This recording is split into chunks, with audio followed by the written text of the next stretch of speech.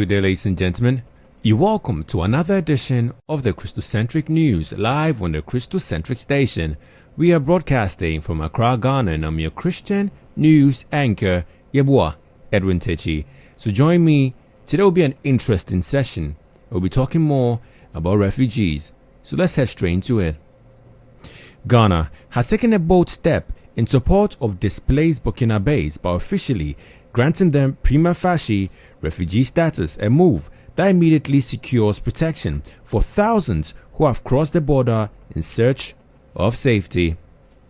The announcement by the United Nations High Commissioner for Refugees reflects the country's continued commitment to humanitarian principles and its obligations under international and regional refugee frameworks. The decision means that all Burkinabés fleeing insecurity, violence, and conflict from their home country, regardless of when they arrived in Ghana from 1st January 2020 onward, are now formally recognized as refugees without the need for individual status determination. In a significant step for both the asylum seekers and the agencies working to provide them with support and long-term solutions. According to the Executive Secretary of the Ghana Refugee Board, Mr. Tete Paddy, this new recognition ensures that displaced individuals receive legal protection and documentation, which reduces the dangers associated with statelessness and irregular residency. The recognition opens doors for refugees to be included in legal, economic, and social systems, ultimately allowing them to contribute to the development of their host communities. He recently paid a courtesy visit to the Controller General of Immigration, Mr. Samuel Basintal Amadou, in Accra. The meeting centered on strengthening initiatives to enhance the welfare of refugees in Ghana and fostering collaboration to address the pressing challenges facing displaced communities. In an interview with French 24, Mr. Tete Paddy gives details of the displaced Burkinabés. Asylum seekers who have indicated their intention to seek asylum, who have availed themselves to the protection of the state of Ghana. None of those people have been returned. But we are all aware of the situation in Burkina Faso. We know initially started as a humanitarian situation, a refugee situation, and progressively somehow it has deteriorated into the situation that has caused the Burkinabe nationals themselves to start fleeing. So clearly, any mass movement brings along risks. And that was Mr. Tete Paddy speaking. With more than 149,700 Burkinabés currently displaced across West Africa as of December 2024, UNHCR has renewed its appeal for global support to help improve protection measures, promote self-reliance, and identify long-term solutions for those who have been forced to flee. In the studio with us today to shed light on refugees living within the borders of Ghana and whether we may have any reasons to be concerned is the officer in charge of outreach for the Migration Management Department of the Migration Information Bureau, Deputy Superintendent of Immigration, DSI, Paul KITTOE. He actually needs no introduction. Welcome again. Hello, Edwin. It's been a while. Yeah, it has. And welcome. It's an honor to have you again. Great. And today, definitely, the topic is refugees, right? Refugees, yeah. So, without mincing words, we just go straight into it. Exactly. So, my first question for those who don't know, who is a refugee? Okay. So, as I always start, I would like to extend the greetings of my Controller General, Mr. Samuel Basintale Amadou, and also the greetings of my immediate boss, Assistant Commissioner of Immigration, Madam Pamela Kujo. So a refugee is someone who is running from his home country because he's being persecuted, because there's war, because a natural disaster has taken place and has been accepted by another country. Generally, that's who a refugee is. So sometimes you hear refugee, Okay. other times you hear asylum seekers. Good. Who is an asylum seeker, and is there a difference?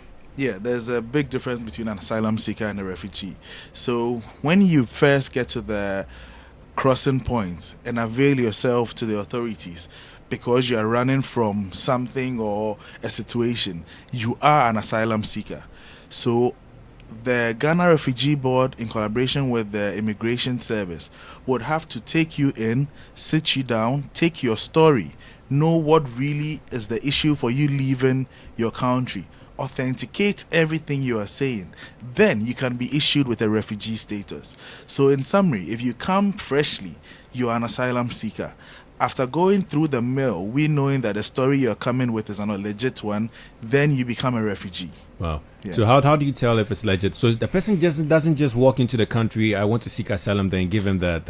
No, it doesn't work like that. Well, so there are background checks. Yes, there are background checks. We need to authenticate the story you're giving us to know whether it's a legit story. Because anybody could just say anything to get into a country, but we need to cross check to know whether, okay, you said your father is being hunted because he's a political bird. We need to even investigate into that, who your father is, what the story really is. As soon as we get the element and realize that it's true, we grant you the refugee status. So now that a person is a refugee, Yeah. how does the Ghana Immigration Service work with the Ghana Refugee Board to regulate activities of refugees in Ghana? Okay, so basically, the Ghana Refugee Board is actually doing a lot because they actually run the whole show. So they collaborate with UNHCR, one of their main donors, and then have this exercise done. So what we do is we bring on board the tech know-how. We do the collaborations with the other countries to authenticate these stories, still with the collaboration of Ghana Refugee Board, to be able to know whether the people coming in are coming with legit problems or it's just a sham where they tell us something and then we move from there. Yeah. So once someone becomes a refugee, they are in Ghana now. What are some of their privileges that they are allowed to enjoy within our borders?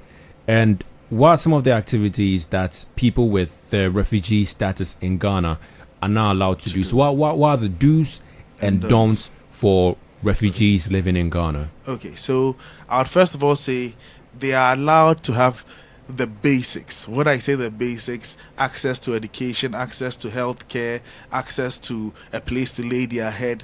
All these they are allowed. They are allowed to move around freely in the country without permits because they are refugees. They are on a refugee status. What they cannot do is venture into security stuff. So you can't get a refugee signing up to want to be an immigration officer. You can't get a refugee wanting to be a police officer, fire. No, that can't happen. But a refugee can be employed here because he's a good IT student or a good, accountant or something of that sort. And let me just state this disclaimer. We shouldn't have the perception that refugees are quote unquote nobodies who are running from their countries. No. I pray it doesn't happen. There could be a situation in Ghana where you, Edwin, a very well qualified media person, would have to run to a neighboring country. When you get there, you still have your skills. You're a media personality. So when you are integrated into the system, you could be of use to the society. So we shouldn't have the perception that refugees are low class. No, you could have a professor being a refugee. You could have an architect, an accountant, all these professionals being refugees. So they can really add up a lot to the society. Yeah. So in other words, a refugee can come into the country, once given the refugee status, can start a business in Ghana.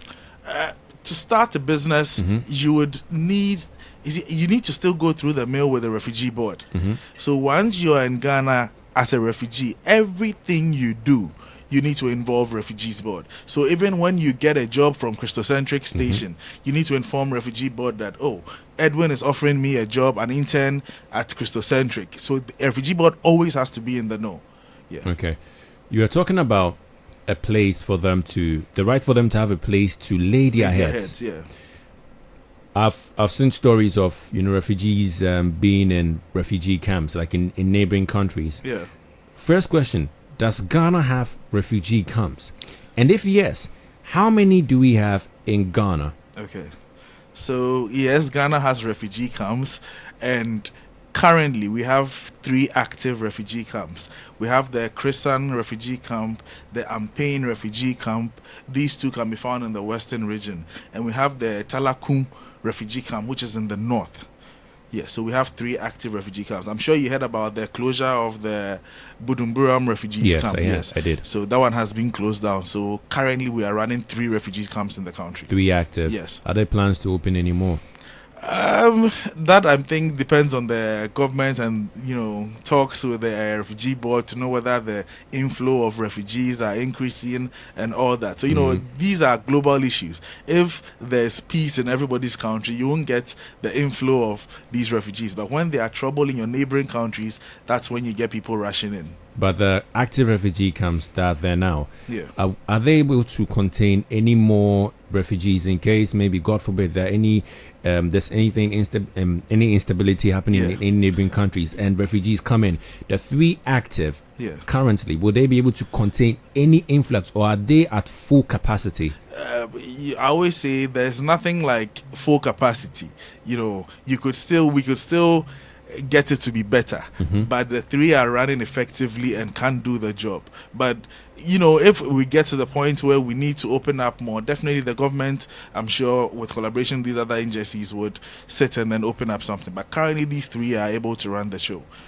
So how can a person be given refugee status? Okay, so upon arrival at the entry point, you declare yourself as an asylum seeker, and the officials there would then direct you to have a meeting, sit down with the refugee board and immigration to listen to your story. So in that interim, you're given housing and everything whilst the story is being authenticated. If everything is authenticated right, then you're moved from asylum seeker status to a refugee status, where you then now be issued a refugee's ID card and also asked to be put in one of these camps. So now some of the refugees even might have ties in Ghana. So he might be a refugee but has a friend called Edwin. So if Edwin is willing to house Mr. Refugee 1, why not?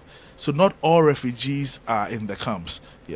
Once a person is given refugee status, how long does it last? Does it have a duration? Okay, so it's like you running from Ghana because there's war in Ghana. We know it's never going to happen. But if it should happen, until the war is over, you would still want the status to be held. So a refugee status is held until the reason for the person's escape or run-away is solved. So what happens when the reason for the person's escape is solved? Okay, so now the person will then have the option of either reintegrating into the society or having the chance to go back into his country. So the option depends on the person. Yes, so most of the case. Especially when the person has stayed in this country for a very long time, maybe 10 years, 15 years, 20 years. Some might even have kids here, so they come to find Ghana as home. So when everything is settled and you ask them to go back, they even find Ghana to be home more than their home country. So there's no option. Considering how the population in Accra, or maybe in Ghana and Accra specifically, keeps increasing. Let's say in case Burkina Faso, the instability happening in Burkina Faso, if it's solved, isn't there an option where they have to return, as in it's made compulsory? Exactly. So now you would have the masses returning.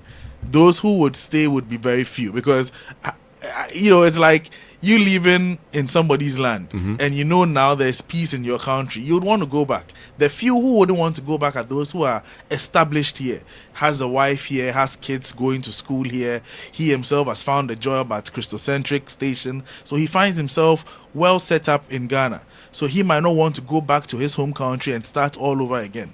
So that option is also still available, but most of them go back to their home country.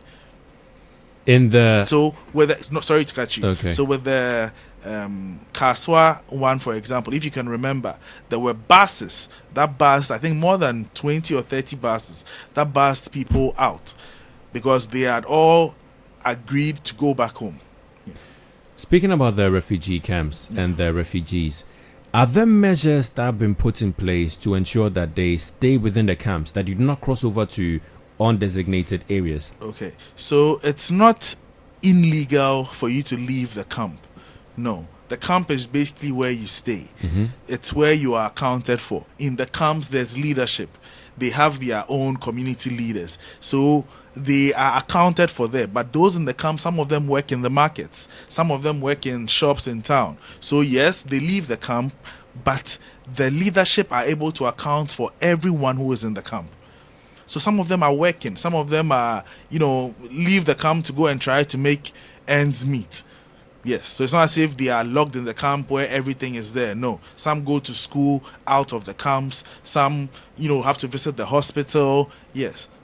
Because the main reason I'm asking is, the camp is a place designated for them to call home within Exactly. Ghana. Yeah. But in the instance where someone may want to leave, for example, to start their own life, so they don't maybe go out there, because you're in a new country. Good. Yeah. You may not know anyone here. Exactly. If you go outside and you decide not to come back to the camp, you want to go and venture, and your life could be at risk. Exactly. Because you are definitely not a Ghanaian. Exactly. So in order to ensure that their lives are safe, like they are safe and they are not put in danger, or let's say they don't maybe go sleep in front of someone's store, like are there any measures? So now you won't even get them leaving these camps with these kind of reasons as you put them, because take, for example, you leave the shores of Ghana. When you get to a country maybe like Finland or Iceland, I'm sure the first Ghanaian you meet, you would grab onto because you feel this is my brother, this is family. So in the same way, if we all come from, not to degrade any country, we all come from Liberia and we are in Ghana, my best friend is the Liberian next to me. So you then now get people in these camps doing petty trading because they are more used to themselves. So in the camp, you now get a lady selling water, selling biscuits, and then the fellow refugee also feels more comfortable buying from his or her fellow countryman or woman. Do you get it? So the few who leave the camp are those who have been in the system for long, have made friends in the country. Their friends are trying to place them in places. Yes, those ones, you get them coming to town. But the thing is, when they come to town, they always go back to the camp. You were earlier mentioned about how refugees can, get involved in certain activities, basically buying, selling. Why is it important to integrate refugees into our society?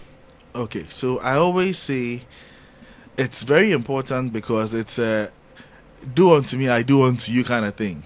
There are Ghanaians who are also running to other countries and seeking asylum. So if you're not treating their people right, do you expect your people to be treated right? So it's an issue of, if you manhandle these people, your people there are also going to be manhandled. So you treat them right so that when your people are also received, they also met out the same kind of treatment. So it's not a case of we love them and we love them enough to integrate them into society, but more of, we have our people in their society, so we don't want to maltreat them, so they don't maltreat our people. I wouldn't say that. I would say Ghanaians are loving people. Yeah. That's for a fact. So we are very welcoming. So notwithstanding the fact that there might be Ghanaians in other countries also facing these same things, a Ghanaian will always be ready to open his arms to a fellow black man when then there's need for help. So yes, you get a lot of them even opening up to them, even without even knowing what brought them to Ghana and all these things. Yes, because generally Ghanaians, you know how our people are. Some even rent out accommodation without doing the necessary checks to know whether the foreigner is legally staying here or not, which shouldn't be the case. Every landlord or lady has to request a residence permit from a foreigner who he or she is given a building to. Can refugees, you mentioned earlier, some refugees come in, they stay for 10 plus years. They feel, some even learn the local languages. Yes, and they feel like Ghana is basically their home. Can they ever become Ghanaians? Yes, they can always get to the point where they are at that crossroad where whatever issue for which they ran from their home country has been solved. So they are confronted with the option of either you go back to your country or you reintegrate. When we say reintegrate now, there are so many, as I said, as a refugee, you work in the country without without a permit, you are, once you have your refugee status, you are legal, allowed to walk around freely. So now that you have issues where my issues in my home country have been sorted, I have that choice. If I'm choosing to reintegrate, I now become basically maybe a foreigner who would now have to be running my residence permits regularly, doing everything, because you are no more a refugee. Whatever reason for which you were running has been solved. So if you want to be in Ghana, then now you'll be taken as a foreigner who has come to Ghana. So you have to regularize yourself, then you're good to go. And can they be issued Ghana certified cards? No. They cannot. No. A Ghanaian is a Ghanaian. If you're not a Ghanaian, you're not a Ghanaian. So what they can have are the we have the Ghana cards. Now they have the non-citizen cards. Yes, which looks just like the Ghana cards, but it states non-citizen and states their country of origin. So they can never really become Ghanaians, but can their offspring become Ghanaians? Yes. The offspring can become Ghanaians. Because you'd get some of them getting married to Ghanaians and having kids. And the law states one parent has to be Ghanaian for you to qualify to be a Ghanaian. So once you have your mother being a Ghanaian, automatically you're a Ghanaian. But if two Liberians are to have a kid in Ghana, that child is not a Ghanaian.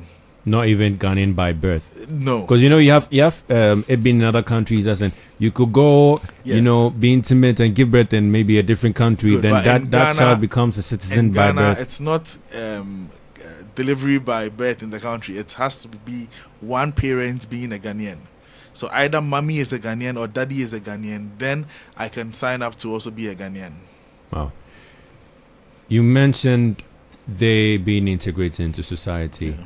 Why is it important to sensitize the public on accepting refugees? Okay, so as I indicated earlier, we shouldn't have the perception that refugees are some low-life people who are not educated. No, some of them have qualifications that I haven't even dreamt of in my life. You'd be amazed. So they are people who can come into your country and actually help your economy even boost and run better, because they come with special skills.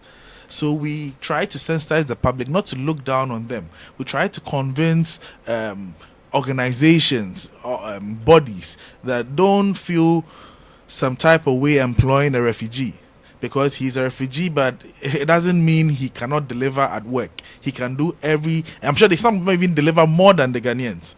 So we try to talk to the public for them to understand that, listen, they are just our brothers and sisters who, for one reason or the other, have to leave their country. But that doesn't mean they are less of human beings or we do better than them or any kind of thing. It is today, it's their country. Tomorrow, it could be our country. This has just got me thinking, because I know I've seen so many people out there who actually not from Ghana and have come to stay for a while. So what you said has really, really got me thinking. So is there anything you want to say to Ghanaians about refugees? Like anything you want to say to our listeners, our viewers right now? Okay. So what I would want to say, or I actually should say, how I would want to appeal to Ghanaians to accept refugees as our brothers and sisters. They are just like us. Do you get it? The situations they are going through could happen to me or you any day. So we should accept them, and in whichever way we can help, we should help. We shouldn't shun them or reject them just because of their refugee status. No. I always say you would meet someone, talk to the person, and not even know he's a refugee until he tells you, because the intellect is there, personality, everything intact. So we should accept them as part of us, so that it can also be reciprocated when Ghanaians are also in other countries. I've actually had colleagues, intellectuals, who are, how do I put it, afraid of fully accepting refugees because of maybe they see it as a potential security threat, especially what's going on in the northern part of let's say Nigeria, although it may not be refugee caused, but the fact that someone from a different country with different beliefs that may not align with yours are coming into the country and are trying to integrate. Okay. Is they being scared, as it could be a potential security threat? Yeah. Is it valid? Okay. Or is it invalid? It's very valid, but that's where Immigration and Ghana Refugee Board come in. So as I indicated, you start as an asylum seeker. So upon you being given the refugee status, you've gone through the mail. We've done the necessary enquiries to know that you are not a security threat. Do you get it? There are people who would go through the mail and then are not given the refugee status because there were some discrepancies in their story. So once the person has been given refugee status and you are able to authenticate it with his ID card, you should feel at home to give the help, because you can always go and cross-check or verify with the Ghana Refugee Board once you have the person's copy of ID or anything. Rather, you should be worried when the person is not registered with the Ghana Refugee Board and just crossed into the country through some unscrupulous ways. That's where you should have a problem. But once the person is registered, it's always, as I was saying last month when I came here, when you deal with the registered bodies, there's always a way to track it back. But if you deal with the Goro men and the sideways, it's very difficult to get results. So if the moment I meet a refugee, Yeah. am I to assume that a person has gone through the mail and is in the country? Okay, so first of all, you will not even meet a refugee and just be able to identify you're a refugee. Yes, but definitely you They may will see from their definitely looks, or maybe from No! their, or maybe let's you will say, not even see from their looks. 'Cause Trust me. as for example, I may know someone who may be an Ewe based on the how they speak. Good. Yeah, if someone is not from, let's say, Ghana, is from a different place, sometimes you may tell from how the Yeah, person so is it could speaking. be he's visiting. Okay. Do you get it? So you cannot just assume that, okay, he's talking like a Liberian, so he's a refugee. No, it could be a Liberian who is visiting Ghana. Do you get it? So you could have a normal conversation with the person until the person, it gets so deep that the person has to reveal to you that he's a refugee. You wouldn't be able to tell. So it's not so easy to just look at like, oh, he's not well dressed, so he's a refugee. No. You have refugees that are driving. Yes, so some of them are okay. Some are actually even lecturers. Yes, so it's not as if they are low lives. That's the impression I always want people to get. Like, they are qualified people who, for one reason or the other, have to leave their country. Well, quick one before I let you sign out. Are there measures once a refugee leaves the camp? Yeah. Are there measures that you have in place to ensure that the person is abiding by the law or not engaging in any unscrupulous activities outside of the camp? Okay, so yes, from time to time, as I said, these refugees have leaders in the camps. So most of them are signed on to these leaders, because these leaders are the ones who would facilitate basically everything for you, because we cannot deal with individual basis. So the leaders organize everything and then come as a group. So when they talk as we are talking for everybody. So they never leave contact with their camp leaders. Yeah. So when they are in the community, yes, there's still that link up. And I always say that we cannot be on their necks, but we advise them, because once you get into problems with the law will take its course. There's nothing like he's a refugee, he robbed someone's phone, so he should be pardoned. No. The law will take its course. So you are always advised to stay according to the rules and regulations of the country you're in. Yeah, so that it's not really a problem, because they make sure they abide by the rules. But the few who would not, obviously end up get caught in the law. Okay. For anyone who may have questions pertaining to migration, pertaining to anything that has to do with the outfit, how can a person reach out? You can come by any immigration installation, or specifically you can come to the national headquarters. There's an office called the Migration Management Department. That's my office. You can ask of me. I'll be there to assist you. If I'm not there, anyone in the office can assist you. Yes, Migration Management Department. Or if you are not in Accra, we have our migration information centers in Tamale, Kumasi, Takrade, Techiman, Nkranza, Kintampo. So you can reach out to any of these offices. I'll leave the numbers with you so you can run them on your screens so that people can just pick up and then reach out to us. Great. And it's a free service. Free. We do not charge anything. You can walk in, make all the inquiries you want to make, and then we leave. any language, you would get someone to attend to you. Wow, any language. I always say that. Even Chinese. Any Chinese? Exactly. Ni hao. Yes. Ni hao. Yeah, we've got someone who handles okay. Chinese and everything. Yeah. Amazing. So you heard him. You heard DSI Paul KITTOE. If you have any questions pertaining to migration, anything, just walk into their office or any of the installation centers, and it's free. It's no terms and conditions applied. Yeah. Just walk in, ask for information, and they'll help you get sorted out. You know, there's so much that we would be discussing, and there's so little time. But I know that he'll be here again to help us talk about, you know, these migration issues that are pressing to you. So he will be back again, and sadly I'll have to sign out. My name is YEBOAH Edwin Takyi, your Christian news anchor, here to remind you that God is not done with you. Your best is yet to come. Please enjoy the rest of your day.